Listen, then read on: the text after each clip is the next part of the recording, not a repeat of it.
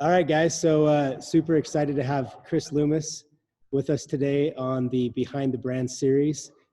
Chris has been with Malibu Boats for a lot of years, and we're just super excited to have Chris with us and learn from him and see how he's doing. Chris, welcome. Yeah, thank you. I appreciate the time. Appreciate you having me. So awesome. So what have you been up to these days? You know, same thing, just about everybody else. A lot of phone calls, a lot of conference calls. Sure. We're all trying to figure out the Zoom technology that's been thrust into our lives. And between my wife and my daughter knocking on my office door every 5 minutes, we're getting some work done. But you know, it's a great opportunity to spend a little extra time during the day and actually have lunch with family and sure. what's important. So I think there's actually some good that's going to come out of all this. That's great. So for our viewers, maybe give us a little bit of background about how long you've been with Malibu and your experience with them and your current position and title. Yeah. So right now I kind of manage all the sales, marketing, distribution for the Western region, basically, which is Western half of the United States. And been with the factory for 9+ years, going on 10. Awesome. And I was with a Malibu dealership prior to that for a little north of 11 years. So we're knocking on 20 years in the industry with the Malibu brand. So you've seen a few boats over the years. I've seen a few boats, seen a few colors, seen a few economies. So it's, awesome. But it's been a great run. It's been fantastic. Yeah. Fantastic experience. I see are you wearing a USC? I am. Fight on.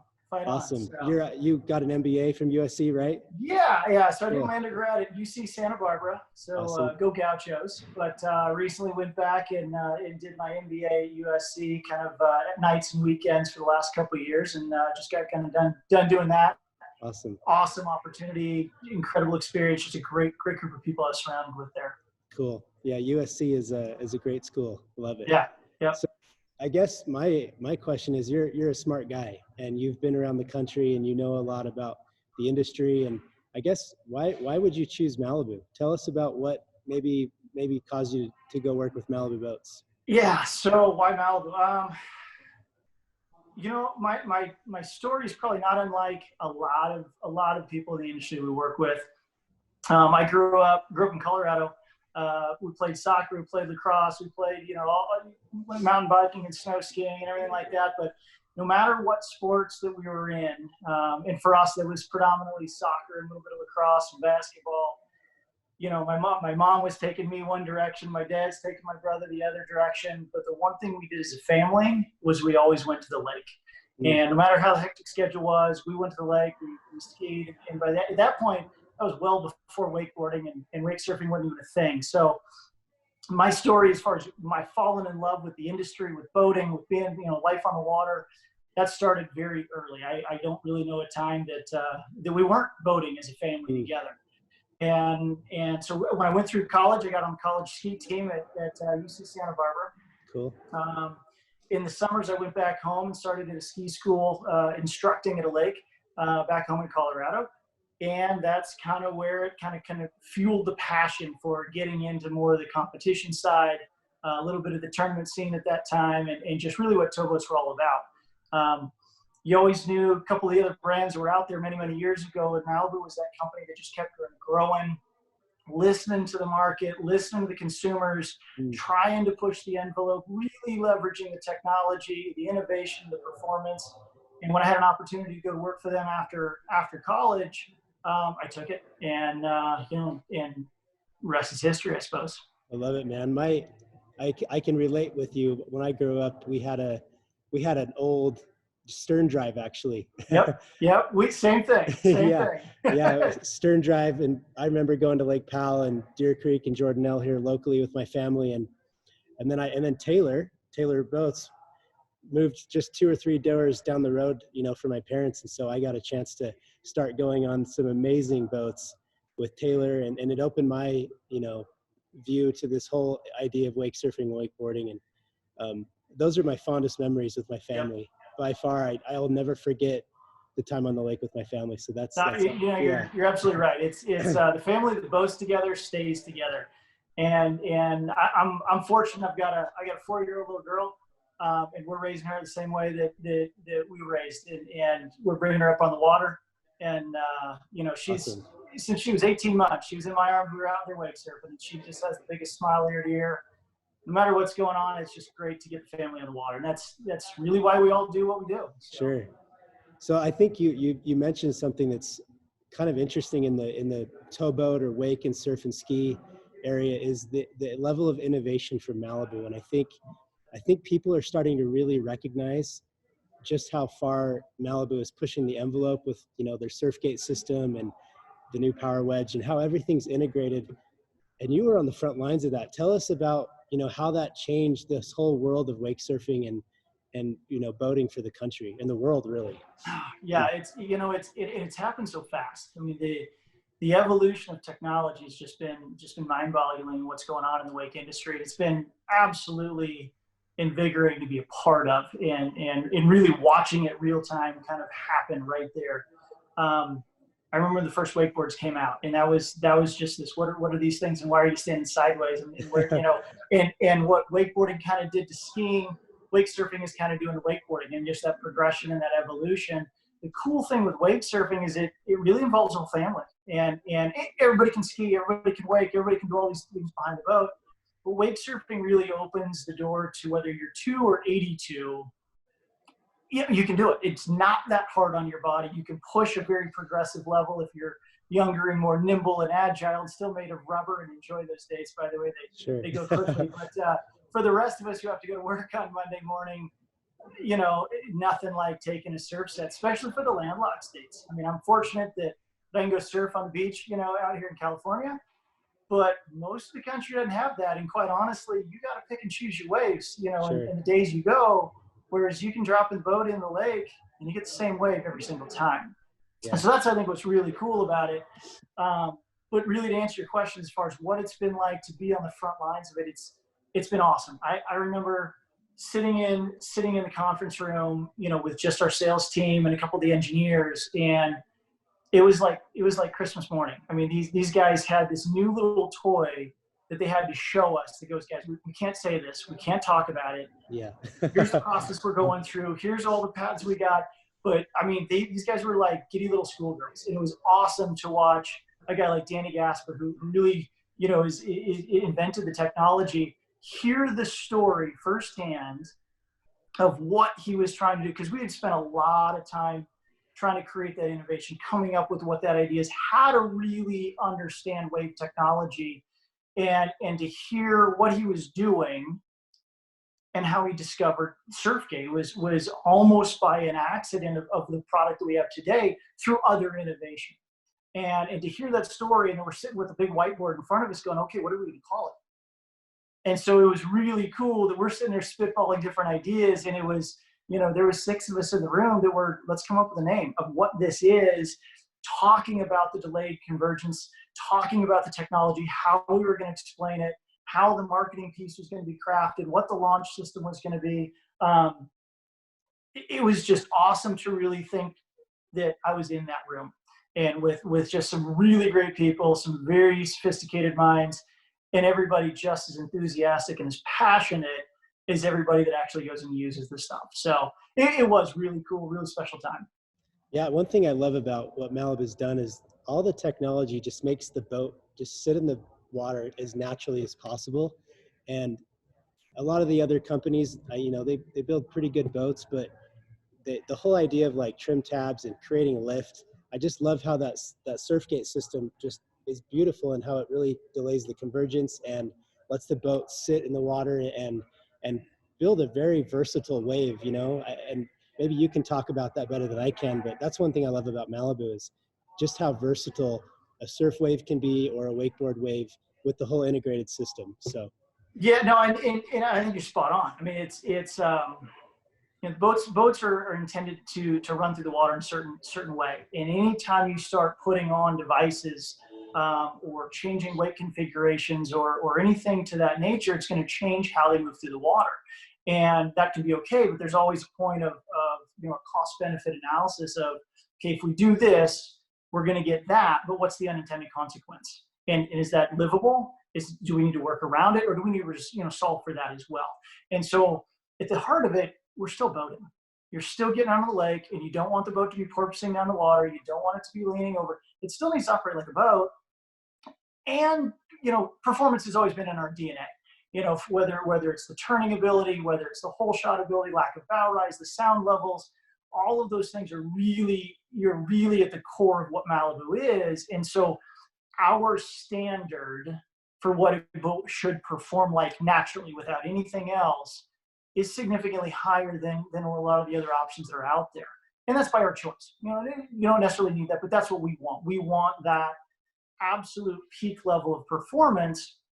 And so when we're doing that, and then we're starting to craft all these different features like surf gate, like ballast, like the wedge, all of these different things that are going into manipulating the wake, the wave, how the resistance factor, the weight displacement, how we're getting different results at different speeds, at different weighting systems. It makes it a challenge trying to put all those things together to go, look, a boat needs to boat, and it needs to turn, and it needs to go, and it needs to stop, and it needs to do whatever it does. And here's the safety factors it's got to hit. And then you're like, oh, by the way, I want to have a 4-foot wave. I want a 10-foot wave.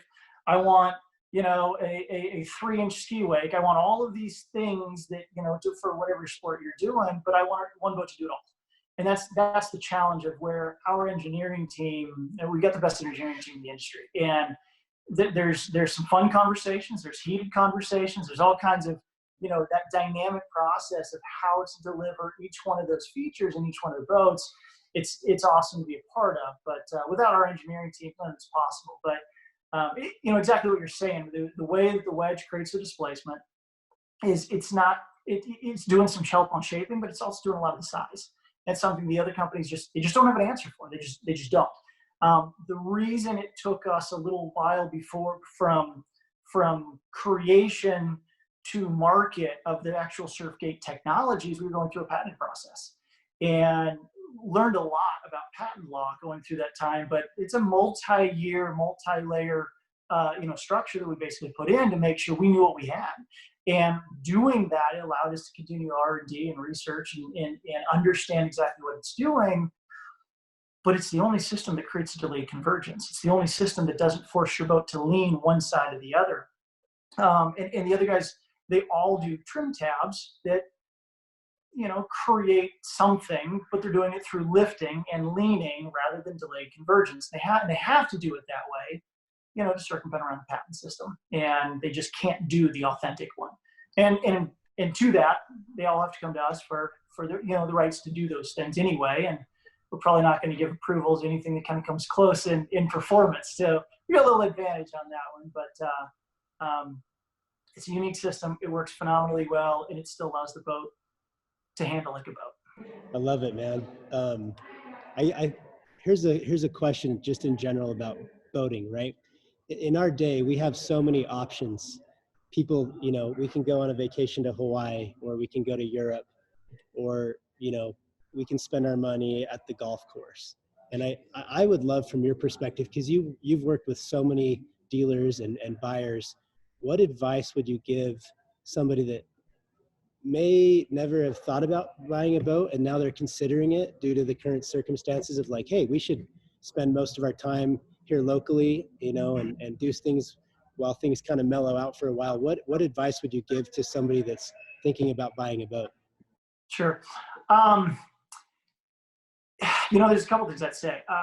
One, there's no better time to do it. With what's going on right now, very unique circumstances. It's never happened in any one of our lifetimes. I mean, this is a generational, it's multi-generational thing. But honestly, you look in the history books, the U.S., let alone the world, has not necessarily been, shelter in place type scenario. And so it's very, very unique in that. And thank goodness for all the healthcare workers and the first responders out there. They're doing an amazing job at really supporting what needs to be supported. And it's very appreciated of the rest of the community that's willing to go, hey, good, I get the social distancing. I know I need to hit pause for a moment so that we can all put us as a country and as a world society back in the right place. So I think it's a great thing that's going on. It's going to be tough, going through, but because of that, fantastic opportunity financially to take advantage of the situation. But more than that, this is time with your family, and it's time that you're not going to get these days back. And so as much as, we're all trying to give our kids math lessons and reading lessons, there's probably a challenge within itself. Thank you, teachers, by the way, for putting up with them all day long. But to me, this is a different topic, but a little bit of a 9/11-ish feel than a financial crisis, feel as far as the last recession goes. And I think what happened on there is people, kind of the world stopped for a moment. And we kind of looked at what really counts and what's really important, and we focus in on family. And that's where nothing says you can't go to Hawaii, nothing says you can't go to Europe, nothing says, the great trips, great times, and you'll be able to do that in the future. But why do it now? Instead, put your family together, put them on the lake, put them in a boat. It's the one time you're going to get those kids to set those video games down. It's the one time that they're doing healthy, outdoor, active recreation, and you just get to watch and enjoy it. And they want to be there with you. So as fast-paced as our lives are, this may be just a nice time to go, hey, time out a second. What's important? And boating with your family is just one of those fantastic opportunities that, you only get 18 summers with the kids. Don't waste them. I love that, man. I love that. But like I said before, my fondest memories growing up were on the lake with my family, and I'll never forget those times with my mom and dad and brothers and sisters at Lake Powell, and building sand castles and learning to wakeboard for the first time, and then eventually surfing when that started happening. Just amazing memories, right? And Yep. It's cool to see a company like Malibu. I've been to the factory before. I've met the people that have built these boats, and they truly care. They care about everything they do on a day-to-day basis. And recently I saw that I think you guys were awarded like some safety award, or something along the lines of, maybe you can talk more about that. Well, you're absolutely right. There's a lot of products out there that can create equal happy times, and to that we'll give you why ours will do it a little bit better for you. But on the same ticket, time with your family is time with your family, no matter how you're doing it. And that's what's cool. But it's not just a product that we build, but the people at the factory, and it's super appreciative that you recognize that and notice that. Yeah. Everybody at the factory, whether it's engineering, whether it's marketing, whether it's the guys on the line, the ladies that are up in the upholstery warehouse, the trailer team, every aspect of every one of the employees that works at the factory, they're just like you and I, and it's, hey, we got to get the family. Why don't we take them out of the lake? We want to do something on our weekends, because this is life. This is what we got. And they do care. And our engineering guys will spend thousands, and I'm not exaggerating, but thousands of hours in each one of these boats every single year. And they're out there enjoying it with their family, but at the same time, they're tinkering and they're figuring out, how do I do this better? Ooh, I didn't like that. What if I did this? What if I tried that? And these are passionate, enthusiastic people, just like every one of our users, that share the same thing of, hey, I love to surf. How do I make my way to this? How do I make my boat do that? What about the speed control if I did this? It'd be so much more convenient if the tower knob was here and not there.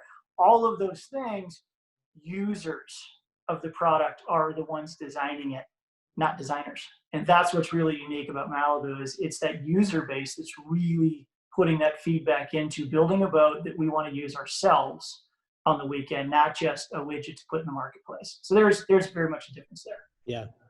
Great people, amazing boats. Chris, it's been awesome, man. Thank you so much for your time today. When are you coming out to Utah? Here's the silver lining for me on this whole thing. I've been grounded from a flight standpoint. True. And I'm actually enjoying the time with my wife and daughter, though. Awesome. So they're probably ready for me to go ahead and get on out of the house. Yeah. Get back to the road. But Yeah. I enjoy coming out and seeing you guys in Utah. You guys are such a great team out there. It's a great crew. That's another thing that a lot of owners need to look at when you're making that decision. Who's your dealer? I mean, the dealer relationship is so crucial, so important. I thank you guys for what you guys do in Utah, because you guys crush it. And I mean that from a customer service standpoint. I mean that from an activation standpoint. You guys just really embrace your customer base, really go all out. Thank you guys for what you guys do. Yeah, thank you. I'll be sure to pass that on to the team, Taylor and Definitely do service it. and sales and finance and warranty and everybody. They'll Everybody. appreciate that. So It takes them all to make a team. So awesome. Well, Chris, thank you, man. I appreciate your time today, and give everyone at the Malibu factory our best, and we'll see you soon. will do. Hey, appreciate it, Steve. Have a Awesome. good one, buddy. Okay, thank you.